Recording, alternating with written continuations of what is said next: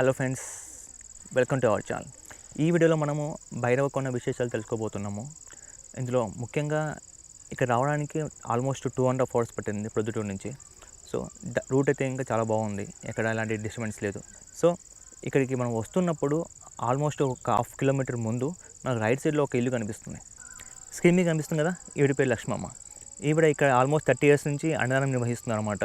So ఈ అన్నదానం మొత్తము ఎవరైనా వచ్చిన డోనర్స్తో వాళ్ళు ఇచ్చిన అమౌంట్ కావచ్చు, లేదంటే ఇంకా రైస్ మెటీరియల్స్ కానీ ఇలాంటి అన్ని మెటీరియల్స్ వల్ల తను అన్నదానం నిర్వహిస్తూ ఉన్నారు. ఒకవేళ ఈ అన్నదానికి సంబంధించిన ఫుడ్ ఐటమ్స్ కానీ అమౌంట్ కానీ సరిపోకపోతే ఇంకా తను చుట్టుపక్కల ఉన్న 40 villages ఏవో ఉన్నాయంట, వాటిలో భిక్షాటన చేసి మరి ఇక్కడ అందరికీ అన్నదానం నిర్వహిస్తూనే ఉన్నారు, ఒక్కరోజు కూడా మిస్ అవ్వకుండా. సో మేము కూడా చూసాం, అక్కడ వాతావరణం బాగుంది. ఇంకెవరికైనా హెల్ప్ చేయాలనిపిస్తే ఇంకా మీరు ఒకవేళ డొనేట్ చేయాలి అనుకుంటే ఇంకా ఆవిడ ఫోన్ నెంబర్ మీకు స్క్రీన్ మీద కనిపిస్తుంది, చూడండి. అలాగే ఆవిడ అకౌంట్ నెంబర్లో అమౌంట్ వేద్దాం అనుకుంటే తన అకౌంట్ నెంబర్ సంబంధించిన పాస్బుక్ ఏదైతే ఉందో ఆ పాస్బుక్ కూడా మీకు స్క్రీన్ మీద కనిపిస్తుంది. ఇప్పుడు దీని మీద మీకు అకౌంట్ నెంబరు, ఐఎఫ్ఎస్సి కోడ్ అన్నీ క్లియర్గా ఉన్నాయి. మీరు కావాలంటే ఆవిడకు ఫోన్ చేసి మాట్లాడి ఆ తర్వాత మీరు అకౌంట్లో అమౌంట్ వేయచ్చు. ఈ వీడియో కొంచెం లెంతీగా ఉంటుంది కంపల్సరీగా, ఎందుకంటే ఇంకా ఇక్కడ ఆలయ విశేషాలు మనకు పంతులు గారు ప్లస్ ఇక్కడ ఉన్న మేనేజ్మెంట్ వాళ్ళు కొంచెం క్లియర్గా ఎక్స్ప్లెయిన్ చేయడం జరిగింది. ఆ విశేషాలన్నిటిని నేను కట్ చేయకుండా అలాగే పెడుతున్నాను. అలాగే మనకు సెకండ్ హాఫ్లో మనము పైన కొండ మొత్తం ఎక్స్ప్లోర్ చేయడం జరిగిందన్నమాట. వాళ్ళు చెప్పిన ఆ 101 కోనేరు అన్నారు కదా, వాటి కోసం సర్చ్ చేస్తే ఇంకా మాకు 1-2 కనిపించాయి. చిన్న చిన్న వాటర్ ఫాల్ ఉంది, ప్లస్ కింద వాటర్ కోనేరు అంటే వాటర్ స్టోరేజ్ లాగా కొంచెం కనిపించాయి అన్నమాట. అవన్నీ మీకు ఈ వీడియో సెకండ్ హాఫ్లో మీకు చూపించడం జరుగుతుంది. ఒకసారి చూడండి. వీడియో నచ్చితే ఇంకా లైక్ చేయండి, ఫ్రెండ్స్ అందరికీ షేర్ చేయండి, సబ్స్క్రైబ్ చేయడం మాత్రం మర్చిపోకండి.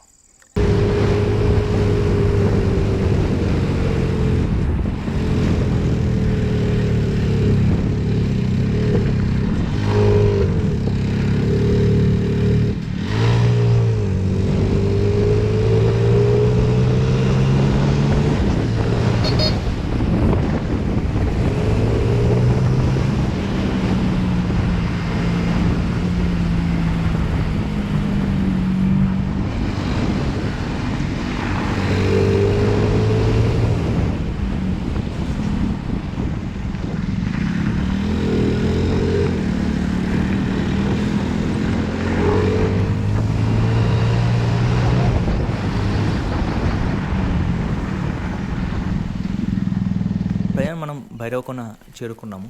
మనము మెయిన్ టెంపుల్ దగ్గరికి వెళ్తున్నాము. ఇప్పుడు దాదాపుగా మనకు 2 hours 15 minutes పట్టిందండి ఇక్కడ రీచ్ అవ్వడానికి. రోడ్ అయితే చాలా బాగుంది, ఎక్కడ గతుకులు కానీ ఇలాంటి ఇష్యూ లేదు. రోడ్ అయితే పర్ఫెక్ట్గా ఉంది. ఏమంటే కొంచెం సింగిల్ రోడ్ వస్తుంది కొన్ని పల్లెల దగ్గర, వాటిలో అందులోనూ మనకు ఎస్ఆర్పురం అంటే సీతారామపురం ఇక్కడ దగ్గర వచ్చేసి మనకు ఫారెస్ట్ ఏరియా ఉంది. సో అక్కడ మొత్తం ఘాట్ సెక్షన్ ఉండడం వల్ల కొంచెం స్లో అయింది. ప్లస్ మన వెదర్ కొంచెం బాగుండడం వల్ల అక్కడక్కడ ఆగి రావాల్సి వచ్చింది. అందువల్ల మనకు 2 hours 15 minutes పట్టింది. అలా కాకుండా డైరెక్ట్గా మనకు వచ్చేస్తే ఇంకొక 15-20 minutes ముందే రావచ్చు అన్నమాట.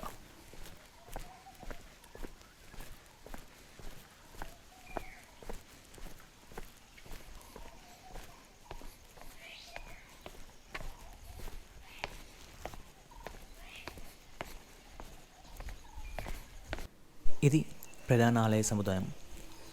ఇక్కడ వచ్చేసి ప్రజెంట్ పూజారి కూడా లేరు. సో చాలా ప్రశాంతంగా ఉంది. ఈ వాతావరణం చూస్తుంటే నాకే ఇక్కడ మెడిటేషన్ చేసుకోవాలనిపిస్తుంది, అలా ఉంది. ఒకసారి మనకు పూజారి రాగానే ఈ ఆలయ విశేషాలు వారి మాటలు తెలుసుకుందాం.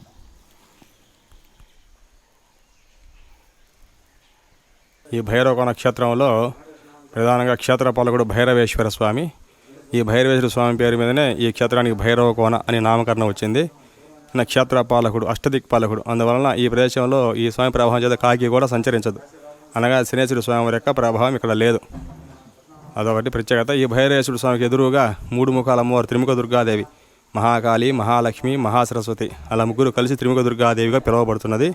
అమ్మవారి ముందు శివుడు భర్గులేశ్వరుడు ఉంటాడు. తర్వాత ఇక్కడ ప్రత్యేకత ఒకే రాతిలో 8 గృహాలయాలు, 8 శివాలయాలు ఉంటాయి. అన్ని చిన్నవి అన్నీ కలిపి 108 లింగాలు ఉంటాయి అన్నమాట. అంటే చిన్నవి పెద్ద అన్నీ కలిపి ముఖ్యంగా 8 గృహాలయాలు. తర్వాత ఈ క్షేత్రం అంతా కూడా 1,01 శివలింగాలు ఉంటాయి, 101 కోనేరు ఉంటాయి. అయ్యే ఆ వాటర్ ఫాల్స్ అన్నమాట. ఆ సోనవాణి అంటారు. ఆ సోనవాణి అనేది అక్కడి నుంచి ప్రవహిస్తూ అమ్మవారి ముందుగా పారుతూ ఉంటుంది. ఎప్పుడు కూడా వర్షాకాలం వచ్చినప్పుడు బాగా ఎక్కువగా బాగా సెలవులాగా బాగా పారుతూ ఉంటుంది. ఇక్కడ ప్రత్యేకత. తర్వాత ఇక్కడ ప్రతి శివాలయం దగ్గర కూడా అష్టగృహాలయాల్లో శివుడికి అటు ఇటుగా బ్రహ్మ విష్ణువు కూడా ఉంటారు. ఇక్కడ త్రిమూర్తులు దర్శిస్తారు. ఇది ఒక ప్రత్యేకమైన స్థలము. తర్వాత ప్రతి చోట కూడా శివాలయంలో ఒక పక్క విఘ్నేశ్వరుడు, ఆయనకు ఎదురుగా చండీశ్వరుడు, ధ్యానంలో శివుడికి ఎదురుగా నందీశ్వరుడు, ఇట్లా అందరూ కూడా దర్శనం ఇస్తారు. ఇక్కడ ప్రత్యేకత. ఇవన్నీ కూడా ఋషుల ప్రతిష్ట అని. ఇవన్నీ కూడా మామూలుగా అయితే అసలు 1-2 శతాబ్దాల నాటివని, అంటే విష్ణుకుండిలో రాజుల కాలం నాటి చెప్పబడి ఉన్నది. అయితే 6-7 శతాబ్దాలు అంటే చోళుల పల్లవుల కాలంలో అభివృద్ధిలోకి వచ్చింది, అది కాస్త వెలుగులోకి వచ్చింది అన్నమాట. కాబట్టి ఇక్కడ ఇది ఒక విశేషమైనటువంటిది. ఇక్కడ అమ్మవారి దగ్గర కార్తీక పౌర్ణమి రోజున చంద్రుడి వెలుగు అనేది అమ్మవారి మీద పడుతుంది అనేది ఇదొక చాలా ప్రత్యేకమైన విశేషం అన్నమాట. ఇక్కడ ప్రతి శివరాత్రికి కార్తీక పౌర్ణానికి విశేషంగా భక్తులు వస్తారు. ఈ క్షేత్రాన్ని కాశీరెడ్డిని ఆయన మళ్ళీ వెలుగులోకి తీసుకొచ్చారని చెప్పి వింటాం. ఆయన కూడా ఇక్కడ ఆ కాశీరెడ్డి ఆయన కూడా ఇక్కడ దర్శించాడు, ఆయన కూడా సంచరించారు. అంటే ఇక్కడ చాలామంది యోగులు సంచరించారు అన్నమాట. ఇక్కడ ఒకళ్ళు కాకుండా అనేక విశేషంగా దర్శించారు.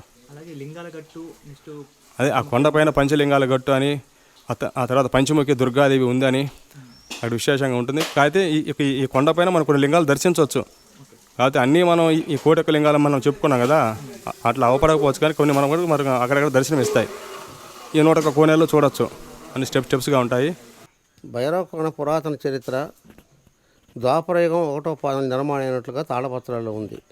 మామూలుగా ఎండోమెంట్ వాళ్ళు, ఆర్కిల్ డిపార్ట్మెంట్ వాళ్ళు వీళ్ళంతా కూడా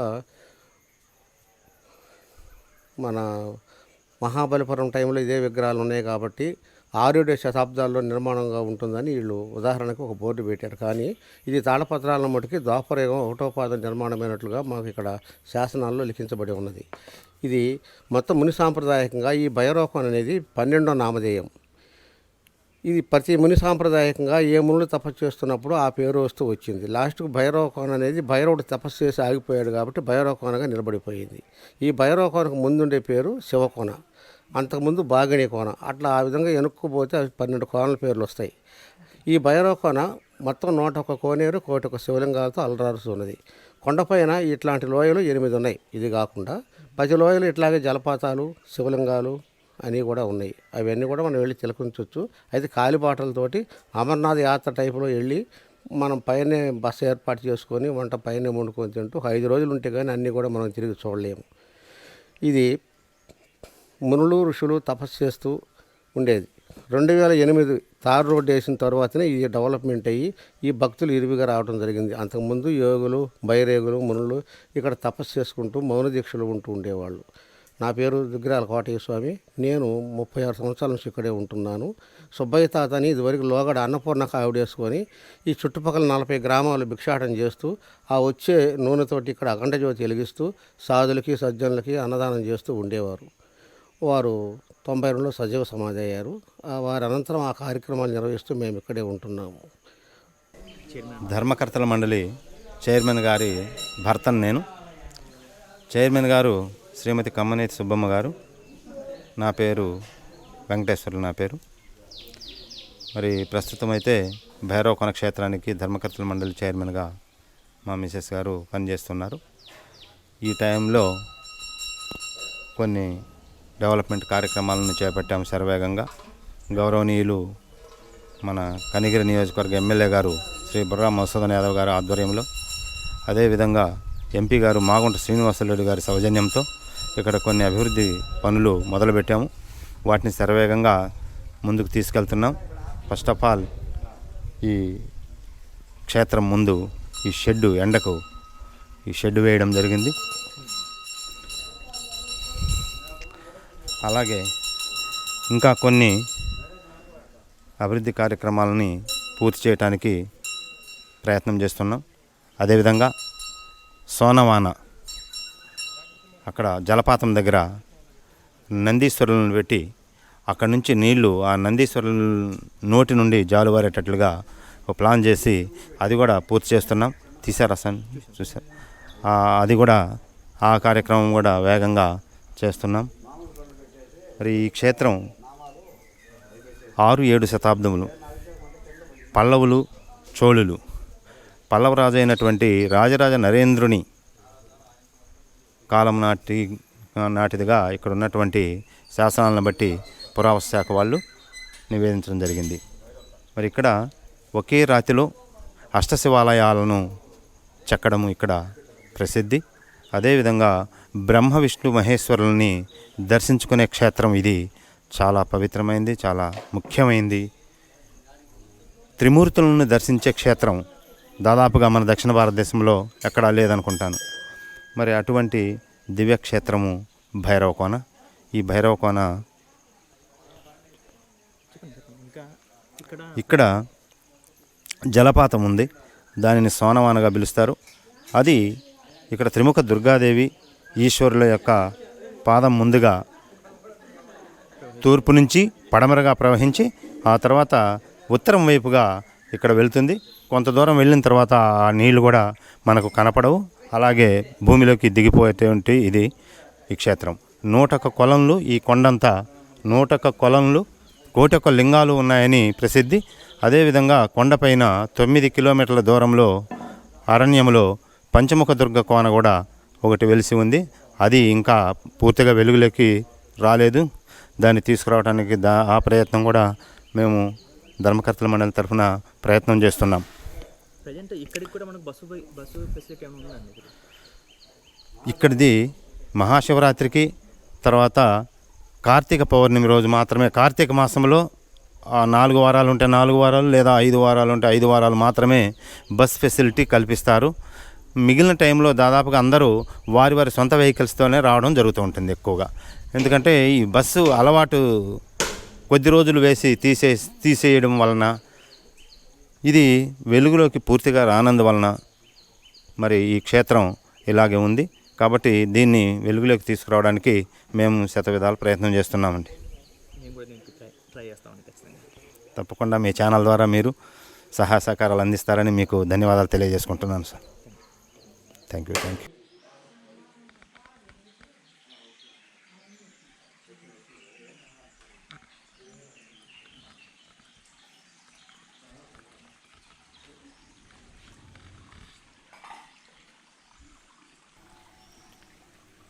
ఇక్కడ ఒక చిన్న కొలం లాంటిది ఉంది. ఇంకా పైకి వెళ్తే శివాలయాలన్నీ స్టార్ట్ అవుతాయి.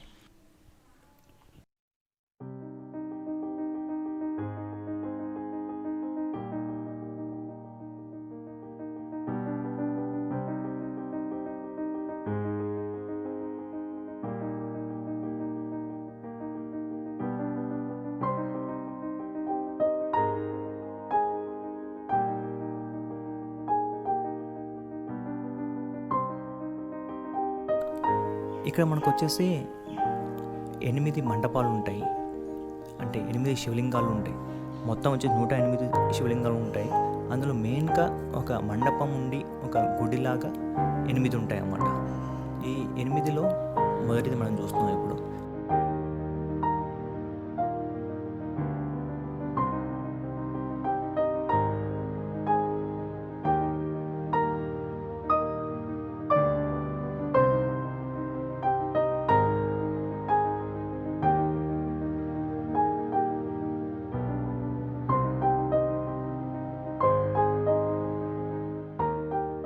ఇక్కడ ఒక మెయిన్ విశేషం ఏంటంటే, ఇంకా ఈ గుడి ఏదైతే ఉందో ఇది అంతా సింగిల్ స్టోన్తో మలచబడింది అన్నమాట.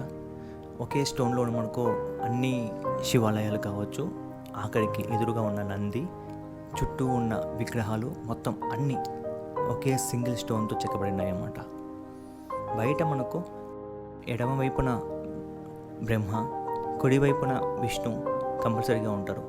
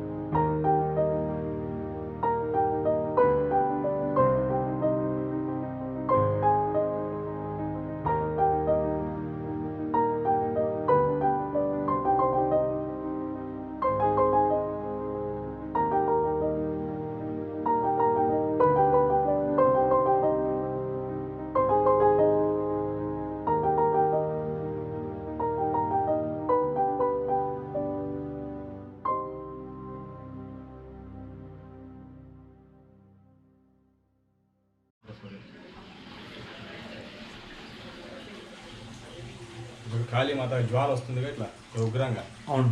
కాళీమాత అట్లా నోరు తెరిచి ఉగ్రంగా ఉంది మహాకాళి. ఎదురుగా మహాలక్ష్మి మహాసరస్వతి ఇట్లా అర్థం పట్టుకుంటుంది ఈ పక్క ఉత్తరం మొత్తం.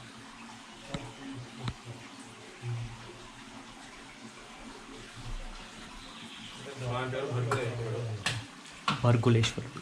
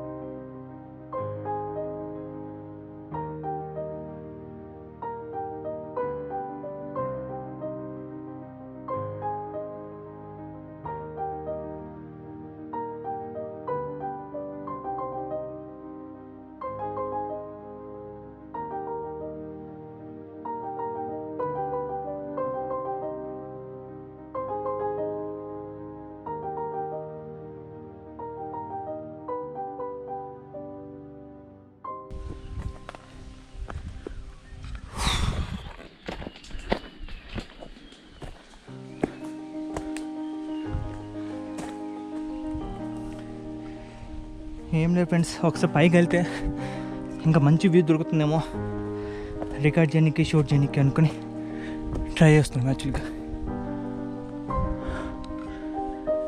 కానీ చాలా కష్టం ఉంది.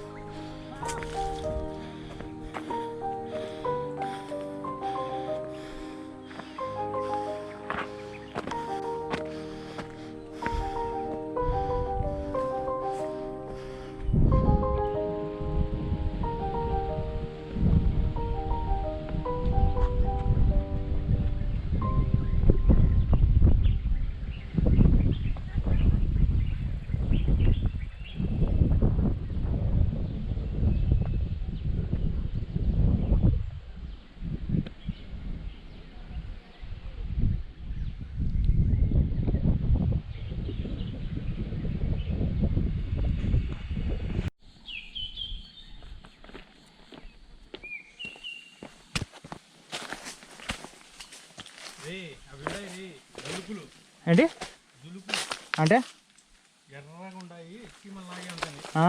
చూశాను, కలుస్తాయి అవి.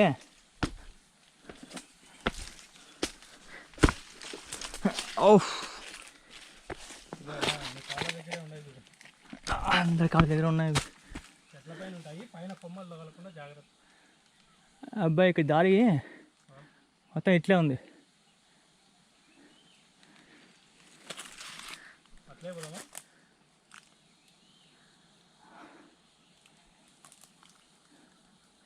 అడ్వెంచర్ అంటే ఇట్లా వెళ్దాం.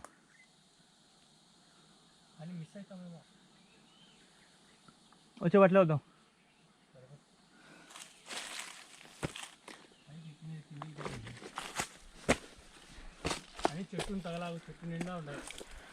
చెట్టుని తగులుకుని వెళ్ళిపోతాం రా బాబు. ఇక్కడ మాత్రం కొంచెం తప్పదు, ఆ తర్వాత ఇంకా పైనుంచి చెట్లు ఏం లేవు.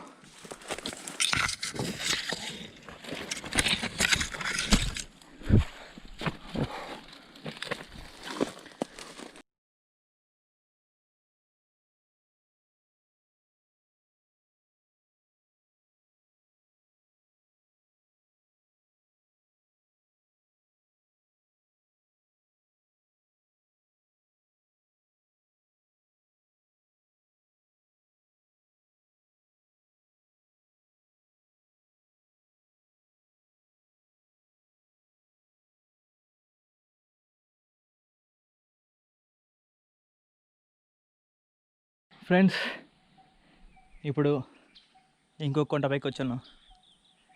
ఇక్కడ ఏంటంటే ఇంకా మనం కింద మన వాటర్ ఫాల్ చూసాం కాబట్టి ఆ వాటర్ ఫాల్ ఎక్కడి నుంచి వస్తుంది అని ఎక్స్ప్లోర్ చేద్దాం అనేసి ట్రై చేసాము. యాక్చువల్గా అయితే ఇంకా ఆ వాటర్ ఫాల్ అక్కడ కనిపిస్తుంది, కానీ మధ్య మధ్యలో మనకు చిన్న చిన్న వాటర్ ఫ్లో అయితే ఉంది, కానీ అవి ఫుల్ లెంత్ లేవు. కానీ కింద పడుతున్న వాటర్కి పైన కనిపిస్తున్న వాటర్కి సంబంధమే లేదు. కానీ ఇక్కడ చెప్పిన ప్రకారం అయితే ఇంకా మంచి టైం సెప్టెంబర్, అక్టోబర్ వర్షాలు పడ్డప్పుడు ఇక్కడికి రావాలి. కానీ వర్షాలు పడ్డప్పుడు ఈ ప్లేసెస్ అని మనం ఎక్స్ప్లోర్ చేయలేము ఖచ్చితంగా, ఎందుకంటే వాటర్ ఫ్లో ఉంటుంది. వాటర్ ఫ్లో ఉన్నప్పుడు ఇక్కడ మనం అలో చేయరు, ప్లస్ మనం కూడా రావడం కూడదు. ఇప్పుడు ప్రజెంట్ అయితే వాటర్ ఫ్లో లేదు కాబట్టి ఈ ప్లేసెస్ అని మనం ఎక్స్ప్లోర్ చేయగలుగుతున్నాం. చూస్తారా?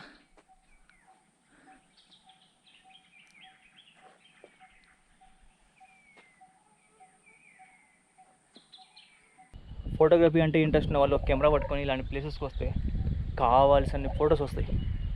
అలాగే ట్రెక్కింగ్ చేయాలని ఇంట్రెస్ట్ ఉన్న వాళ్ళు ఇలాంటి ప్లేసెస్కి వస్తే ట్రెక్కింగ్ చేస్తారు, ప్లస్ ఇలాంటి మంచి నేచర్ని మీరు ఫీల్ అవ్వగలుగుతారు అన్నమాట.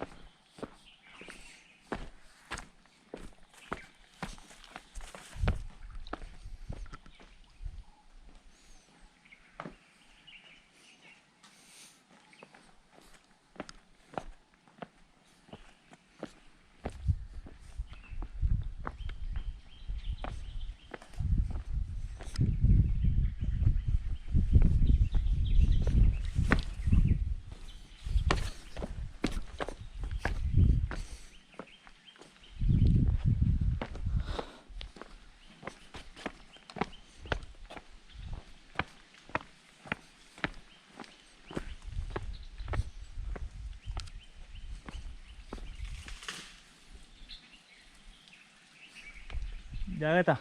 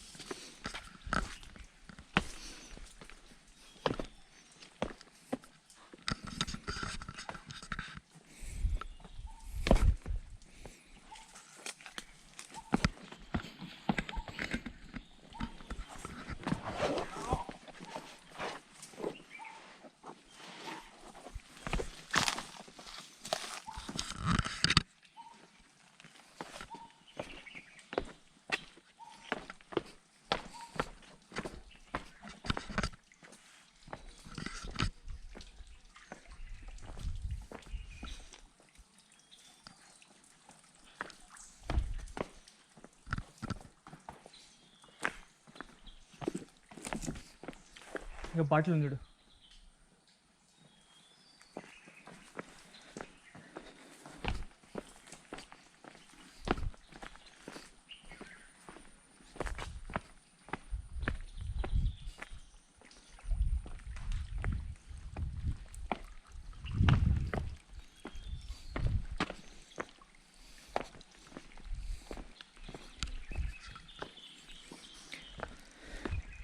ఇది ఒక వాటర్ ఫాల్స్. మనం ఇక్కడి నుంచే దిగాలి, కొంచెం జాగ్రత్తగా దిగాలి, లేకపోతే కొంచెం డేంజర్.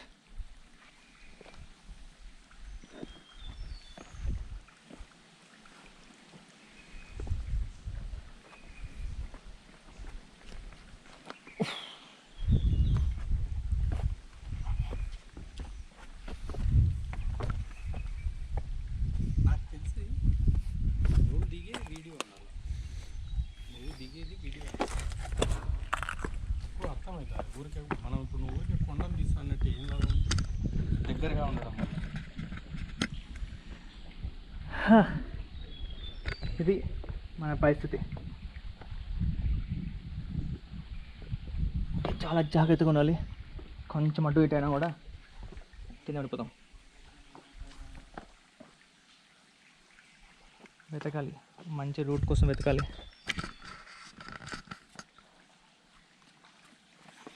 అప్పుడు ఎక్కడి పిల్ల ఎక్కేసాం, ఇప్పుడు దిగాల్సి వస్తే అనిపిస్తుంది.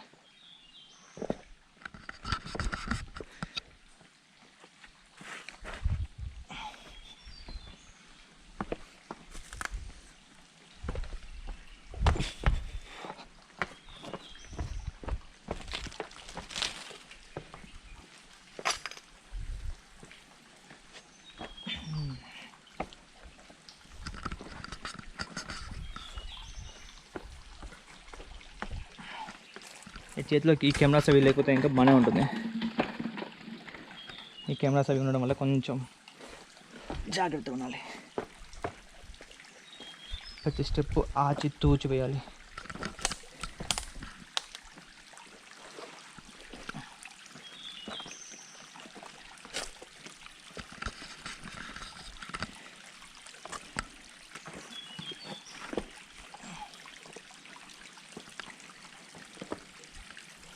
అమ్మ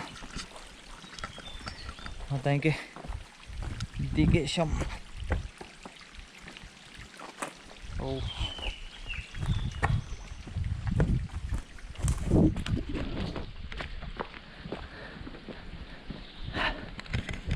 ఇంకా దిగుతున్నాడు. ఇంకా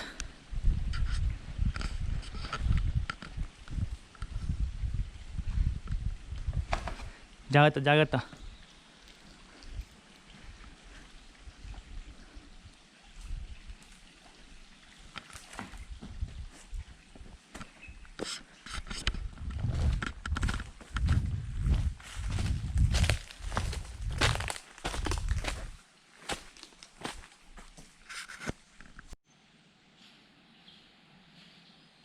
guys,